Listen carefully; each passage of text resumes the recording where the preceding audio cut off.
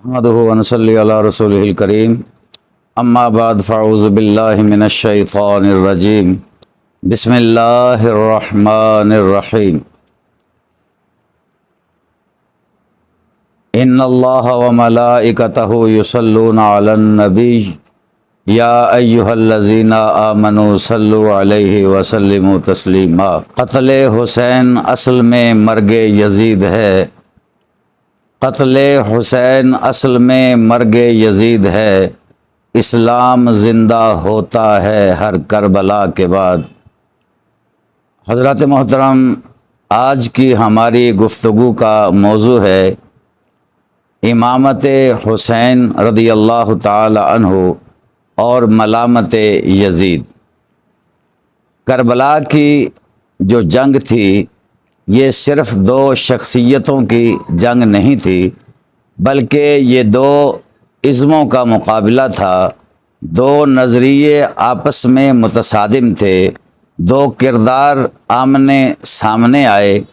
ایک کردار امام حسین کا تھا، ایک کردار یزید کا تھا، ایک کردار حق کا تھا اور دوسرا کردار باطل کا تھا۔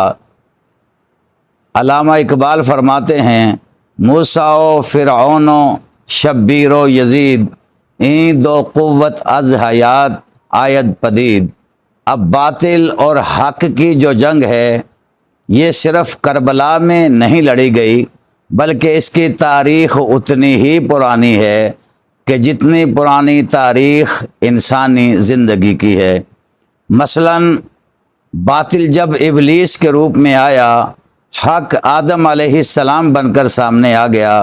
باطل جب نمرود کی صورت میں آیا، حق ابراہیم خلیل اللہ بن کر سامنے آیا۔ باطل جب فرعون کی صورت میں آیا، حق موسیٰ کلیم اللہ بن کر آ گیا۔ باطل جب ابو جہل و ابو لہب کی صورت میں آیا، حق محمد الرسول اللہ بن کر سامنے آ گیا۔ باطل جب مسیلمہ کذاب بن کر آیا، حق سیدنا صدیق اکبر بن کر سامنے آ گیا۔ باطل جب مرحب بن کر آیا، حق مولا علی شیر خدا بن کر سامنے آ گیا۔ باطل جب باغیوں کے روپ میں آیا، حق عثمان غنی ذوالنورین بن کر سامنے آ گیا۔ باطل جب یزید بن کر آیا تو حق امام حسین بن کر سامنے آ گیا۔ تو حضرات محترم، یہ جنگ، اس میں دو کردار، اس میں دو نظریات کی جو جنگ ہے اس کے بارے میں ہماری گفتگو ہے۔ تو سب سے پہلے ہم ملامت یزید کی طرف چلتے ہیں کہ یہ جو کہا جاتا ہے کہ حدیث میں آیا ہے کہ حضور اکرم صلی اللہ علیہ وسلم نے یزید کے جنتی ہونے کی بشارت دی ہے، خدا کی قسم یہ نبی صلی اللہ علیہ وسلم پر بہتان باندھتے ہیں۔ حضور اکرم صلی اللہ علیہ وسلم نے یزید کے جنتی ہونے کی کوئی بشارت نہیں دی، کوئی حدیث نہیں جس میں یزید کا نام لے کر ذکر کیا گیا ہو۔ صحیح تو صحیح کوئی ضعیف حدیث بھی نہیں دکھائی جا سکتی۔ اور یہ یاد رکھیے گا کہ ایک حدیث پاک جو پیش کی جاتی ہے کہ اول جیش من امتی یغزون مدینۃ قیصر مغفور لہم، اس حدیث پاک کو پیش کر کے یزید کو جنتی بنانے کی یا جنت میں داخل کرنے کی کوشش کی جاتی ہے۔ اس میں سرکار دو عالم صلی اللہ علیہ وسلم نے واضح طور پر فرمایا اول جیشن، پہلا لشکر، من امتی، میری امت میں سے، یغزونا، جو حملہ کرے گا، مدینۃ قیصر، قیصر شہر پر، مغفور لہم، وہ لشکر بخشا ہوا ہے۔ تو اب پہلے کی جو قید میرے آقا صلی اللہ علیہ وسلم نے لگائی، تاریخ اور سیرت کا ادنا طالب علم جانتا ہے قیصر کے شہر پر پہلا حملہ خود حضور اقدس صلی اللہ علیہ وسلم کے عہد مبارک یعنی 8 ہجری جمادی الاولیٰ میں ہوا، جس کا نام غزوہ موتا تھا۔ اب اس بشارت کے مستحق غزوہ موتا والے ہیں۔ اور دوسری بات، اگر مدینہ قیصر سے اس کا دارالخلافہ مراد لیا جائے تو جس وقت حضور اکرم صلی اللہ علیہ وسلم نے یہ ارشاد فرمایا، اس وقت قیصر کا دارالخلافہ حمص شہر تھا، جو کہ عہد فاروقی یعنی 16 ہجری میں فتح ہوا۔ اب اس بشارت کے حقدار فاتحین حمص ٹھہرے۔ حضرات محترم بڑی دور کی لائے محنت کر کر کے پھر جو روایت پیش کی، اس میں لشکر کے جنتی ہونے کی بشارت ہے۔ لشکر بھی وہ جو قیصر کے شہر پر حملہ کرے، اور اگر کوئی ضد اور عناد اور ہٹ درمی کی بنا پر یہ کہے کہ مدینہ قیصر سے مراد قسطنطنیہ ہے، تو یزید کے حامیوں کا مسئلہ پھر بھی حل نہیں ہوتا، کیونکہ جنت کی بشارت اس لشکر کے لیے ہے جو پہلا لشکر حملہ کرے گا۔ تو پہلے لشکر نے سن 32 ہجری میں عہد عثمانی میں قسطنطنیہ پر حملہ کیا، اور دوسرا حملہ سن 43 ہجری میں ہوا، پھر تیسرا حملہ سن 44 ہجری میں ہوا، اور پھر چوتھا حملہ جو قسطنطنیہ پر ہوا وہ 49 ہجری میں ہوا۔ جنت کی بشارت پہلے لشکر کے لیے ہے، اور یزید 49 ہجری میں ہونے والے 5ویں حملے میں شامل تھا۔ تو تاریخ کثیر، کامل ابن اسیر، ابن خلدون، البدایہ والنہایہ، یہ تمام مستند تواریخ اس پر شاہد ہیں کہ حدیث کے لفظ ہیں اول جیش، یعنی پہلا لشکر جو قسطنطنیہ کی طرف جائے گا۔ صرف جائے گا نہیں، یغزونا، جو غزوہ کرے گا وہ جنتی ہوگا، اور پہلے لشکر میں یزید کا نام و نشان تک نہیں، وہ جنتی کیسے ہو گیا؟ دوسری، اس حدیث کی اگر فنی حیثیت کو دیکھا جائے، محدثین کی تحقیق یہ ہے کہ اس حدیث کے راوی سارے خارجی ہیں۔ اصول حدیث کی روشنی میں یہ روایت منکر اور مردود ہے۔ اس کے تمام راوی جو ہیں وہ دمشقی ہیں، یعنی شارح بخاری حافظ ابن حجر عسقلانی رحمۃ اللہ تعالی علیہ فرماتے ہیں الاسناد کلہ شامیون، اس کے سارے راوی دمشق کے ہیں، اس میں نہ کوئی مکے والا ہے نہ کوئی مدینے والا ہے۔ یہ صرف دمشق والوں نے حضور اکرم صلی اللہ علیہ وسلم کی زبان سے کیسے سن لی؟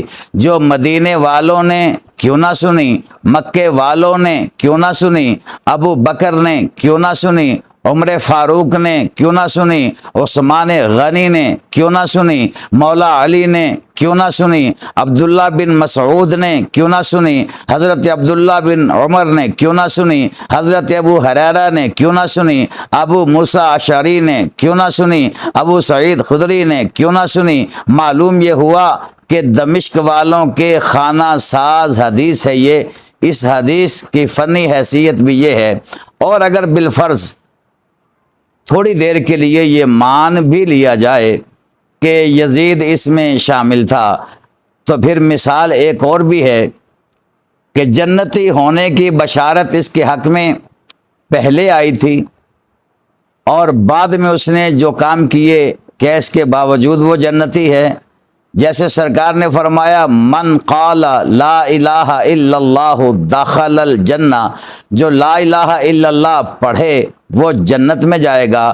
اب ہر کلمہ پڑھنے والا کیا جنت میں جائے گا؟ یہ بشارت ہے۔ تو کیا اس کا مطلب یہ ہے کہ نہ نماز پڑھے، نہ روزے رکھے، نہ نیک اعمال کرے، چوری ڈکیتی کرے، شراب اور زنا کی محفلیں سجائے اور پھر بھی وہ جنت میں جائے گا؟ تو جب اس طرف غور کیا جائے تو پتہ چلے گا کہ کلمہ تو پڑھ لیا، لیکن اگر کام جہنمیوں والے کرے گا تو جنت میں نہیں جا سکتا۔ اسی طرح دوسرا سرکار نے فرمایا کہ جب حاجی حج کر کے واپس آئے اس کے ساتھ مصافحہ کرو، اس سے دعا کرواؤ، مغفور اللہ، چونکہ وہ بخشا ہوا ہے۔ اب حاجی حج کر کے آنے کے بعد نہ چوری چھوڑے، نہ ڈکیتی چھوڑے، نہ نماز پڑھے، نہ جھوٹ چھوڑے، نہ کم تولنا چھوڑے، نہ جھوٹ بولنا چھوڑے، اور نہ ملاوٹ کرنا چھوڑے، کیا اس کے باوجود وہ جنت میں جائے گا؟ تو جواب ملے گا نہیں، کیونکہ اس نے حج کرنے کے بعد کام جنتیوں والے نہیں کیے۔ اب اسی معیار پر جب ہم یزید کو پرکھتے ہیں تو اگر بالفرض مان لیا جائے کہ یزید شامل تھا لشکر میں جس نے حملہ کیا قسطنطنیہ پر، تھوڑی دیر کے لیے مان لیتے ہیں، تو پھر کیا اس کے بعد جب یہ بشارت آئی اس کے بقیہ کام جنتیوں والے تھے؟ یزید کے حامیوں، تم کہتے ہو یزید کا قصور نہیں، جب حکومت یزید کی تھی، اس کے دور حکومت میں جو کچھ ہوا اس کی مرضی سے ہوا، کس بات کا انکار کرو گے؟ کیا یزید نے گورنر مدینہ کو حکم نہیں دیا تھا کہ اگر حسین بیعت نہ کریں تو ان کا سر اتار کر بھیجو؟ کیا یزید نے ایام حج میں 30 آدمی امام حسین کو قتل کرنے کے لیے مکہ مکرمہ روانہ نہیں کیے تھے؟ کیا یہ یزید کی طرف سے قتل کا حکم نہیں دیا گیا تھا؟ پھر یہ بھی بتاؤ میدان کربلا میں آل نبی پر کس کے حکم سے پانی بند ہوا؟ کیا یہ سب کچھ یزید کے حکم سے نہیں ہوا؟ کیا یزید نے عبید اللہ ابن زیاد کو کوفہ کا گورنر مقرر نہیں کیا تھا؟ کیا یزید نے ابن سعد کو اپنے فوج کا سپہ سالار نہیں بنایا تھا؟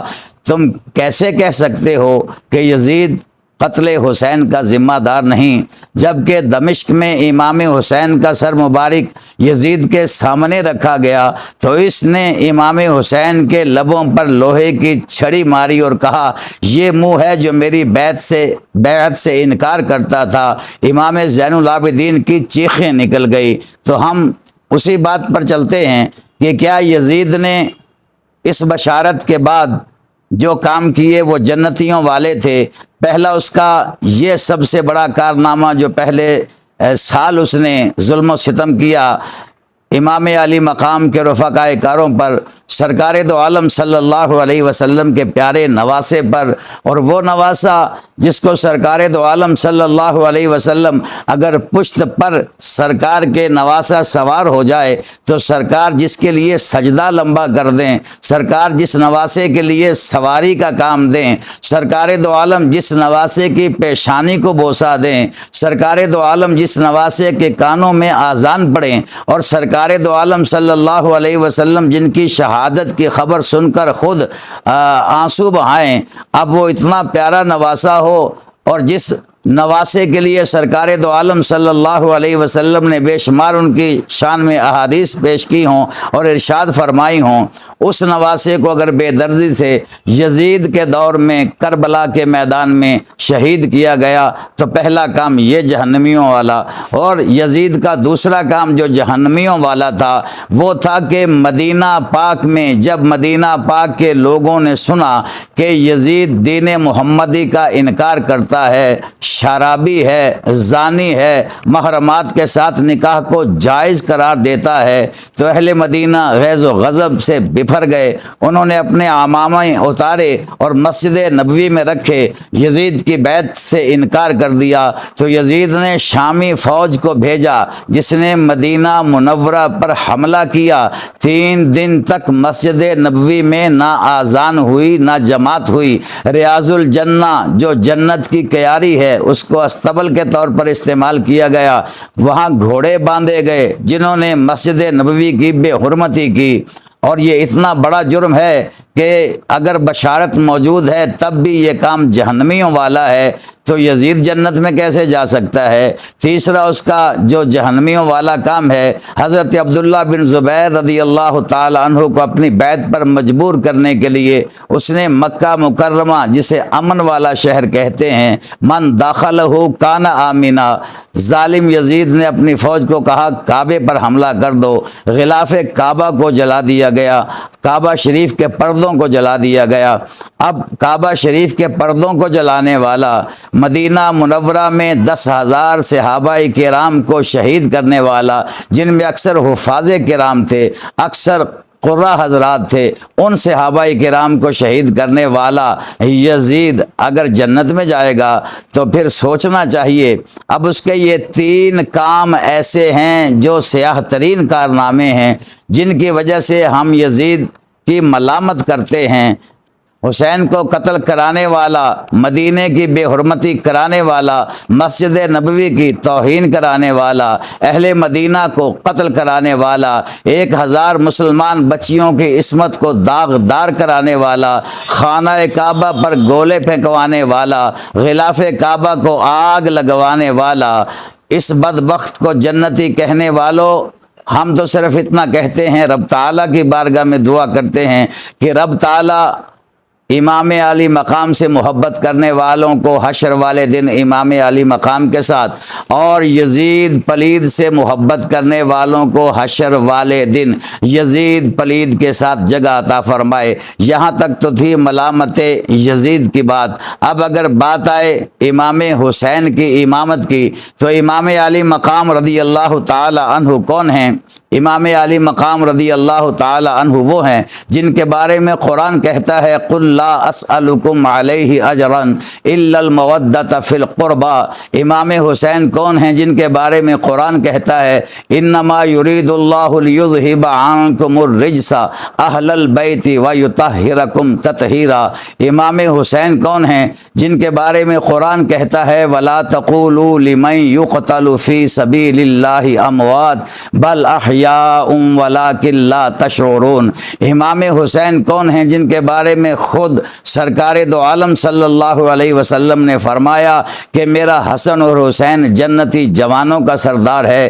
امام حسین کون ہیں جن کے بارے میں خود سرکار دو عالم صلی اللہ علیہ وسلم نے فرمایا کہ میرا حسن اور حسین دنیا میں جنتی پھولوں کی طرح ہیں۔